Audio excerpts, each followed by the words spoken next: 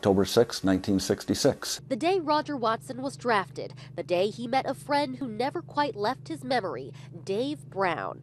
Back then, if you were 19 years old and weren't in school, you were in the Army. Dave remembers Roger, too. They were both from Northwest Detroit and went through basic training in Fort Hood, Texas, then came home for 1 month before going to Vietnam. After that, we never did see one another. Dave had heard Roger was wounded early in his tour, but never learned if he had survived. Meanwhile, Roger had gotten married, had kids, and settled down on Franklin Street in Berkley.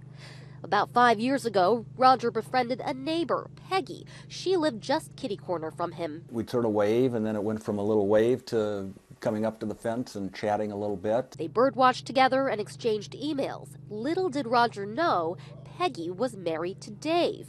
And the pieces began falling together late October when Peggy noticed Roger was a wounded vet. And then she noticed on his hat that was in the deck a 9th Infantry patch. The same 9th Infantry Dave had served in.